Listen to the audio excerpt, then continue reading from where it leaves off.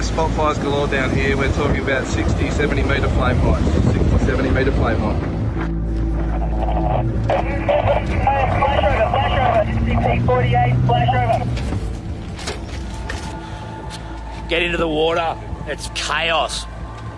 I've never seen anything like it. Thousands of people right across Australia had their lives changed forever this summer.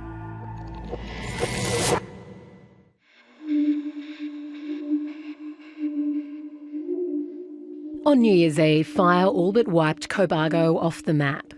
So we're going around, my brother and my brother-in-law were going around in that and putting out spot fires and protecting what they could when they could. As the fire front approached, Jade Corby, his wife and 2 sons fled to his brother's house on the outskirts of Cobargo.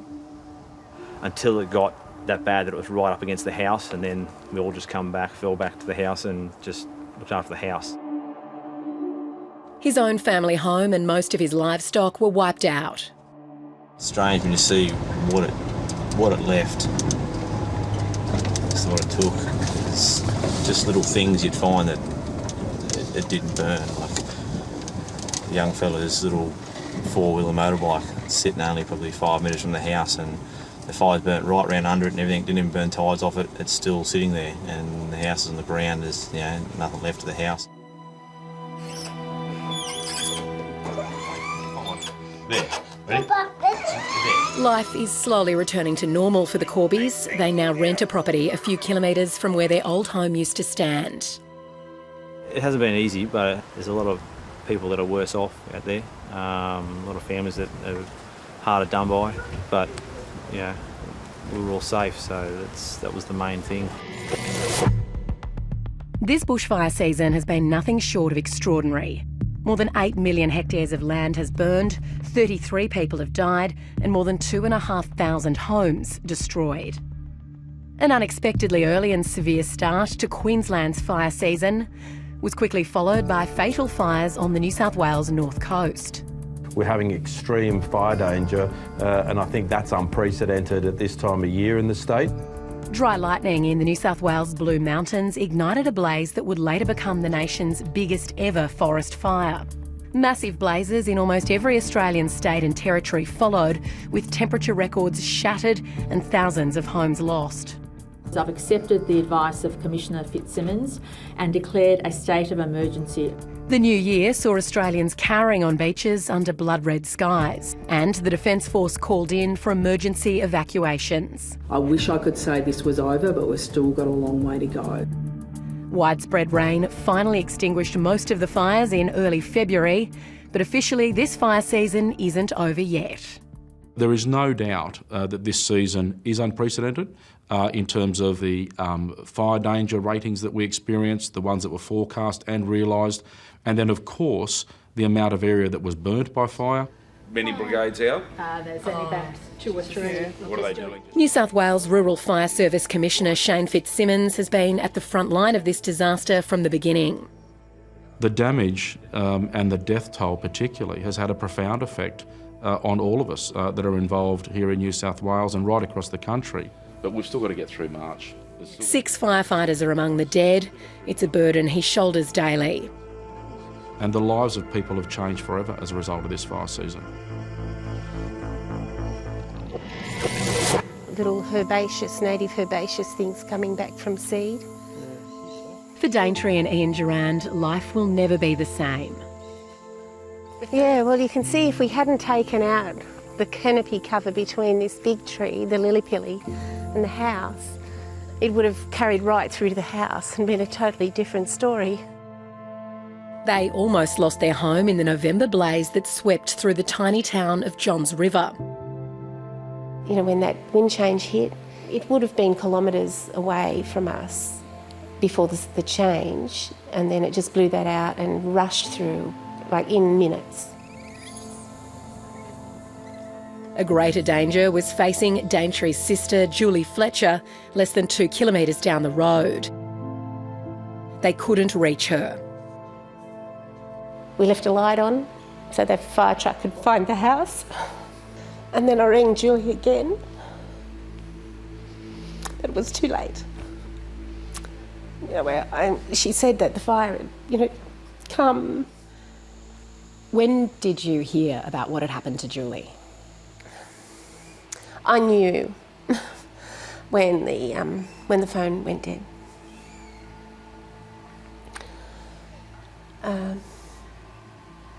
And, well, in my heart I knew. But it wasn't until, it wasn't until the early hours of the morning that I was able to get confirmation that the house had burnt down. Julie loved the farm, and she loved it was a beautiful environment down there. It was a family farm. She was caring.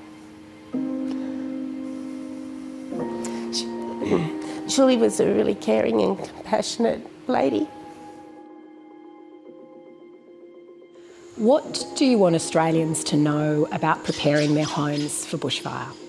I think we need to all think about how we redesign the gardens around our house to give us a more defendable space. That space around the house is really important. I don't think it's the new normal, but I think it's possibly an indication of a new extreme. Well, a 5 million or 6 million hectare season may be the new extreme event. Ahead of this bushfire season, large areas of southeastern Australia were identified as being extremely dry and vulnerable to fire. These maps, produced exclusively for 7:30, show how alarmingly accurate those predictions were. Forecasters were still shocked by the amount of land that eventually burned. We've literally had an unprecedented area burned. As of mid-January, about 21% of the forests in southeastern Australia had burned. And if we examine similar forests elsewhere in the world, the best figure we can come up with in the last 20 years is about 10%. While the federal government is pushing for increased hazard reduction burning, Professor Ross Bradstock says it may not be the best or most cost-effective way to reduce the risk of fire. We might be better off spending money on retrofitting houses. We might be better off actually modifying vegetation permanently, particularly around the interface between developments and flammable bushland. And we know that the 50 metres or so around houses is absolutely critical. Professor Bradstock says climate change means Australians are going to have to come to terms with increased fire danger. The risks posed by bushfires can't be eliminated. They can be mitigated or reduced to some degree, but that's expensive, and it means educating people to understand that there is some background level of risk. There are legitimate health concerns with polluted air, with smoke in the air. The reality is we've got to have a sensible conversation, because I can't burn the bush without smoke coming from it. A byproduct of combustion is actual smoke. And whilst ever we're burning the landscape, and it's an effective tool to help manage fuel loads, whilst it's not a panacea, it's an effective tool, it has side effects.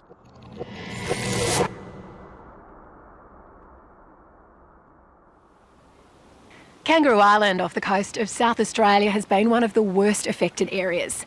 It's been about 2 months since fire ripped through and destroyed more than half of the island, but so many residents are still struggling. They're camping on their own land and relying on handouts to stay afloat.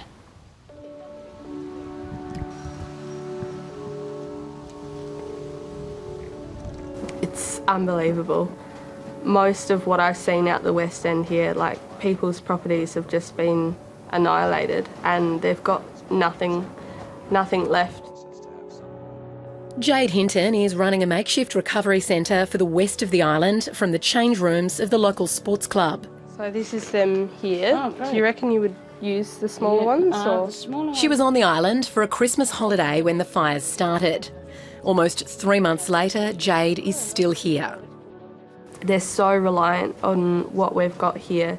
I think if we didn't have this, people would be struggling big time. Yeah, it's a game changer. It's, the community's never seen anything like this before. Ryan COUCHMAN estimates the Kangaroo Island fires caused more than $1 million worth of damage to his farm. We've lost all of our pasture, we've lost all of our fences, we've lost between 800 and 900 sheep. So basically all we're left with here is the workshop and most of our machinery. Everything else is gone. House, shearing shed, sheds, cars, machinery. Like so many around Australia, he's going to be hand-feeding his surviving animals for months. Getting this farm operational again will take years. So actually going back to a working farm like everyone had beforehand, without shearing sheds and obviously having a house where you can live on site, it's got to make it pretty difficult.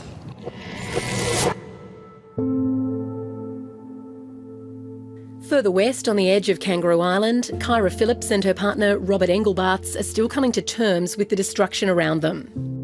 I still can't control myself as far as crying every time I think of it, because it's just so many animals didn't stand a chance. Like when we came in here, we found a kangaroo that was blinded on the side of the road. How's that going to survive? The couple are camping in the ruins of the farmstay they used to manage. Yeah, we lost virtually everything, to be honest. Yeah, we just took like one bag, like with our passports and etc., and a change of clothes. There's families that are underinsured that have children that can't rebuild their homes. Where are they going to be in 6 months' time? You know, that's what us as a community is worried about. Like so many right across Australia's burned southeast, they're unsure of what the future now holds. What's clear is that the recovery will be a long road. Resilience to me means family and keeping going for the family and keeping strong for the family. You know, family means everything to me, and that's I suppose the thing that keeps me going the most.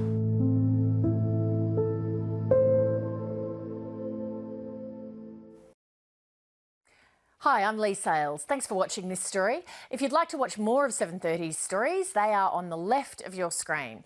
And tap on the button below to subscribe and get the latest from ABC News.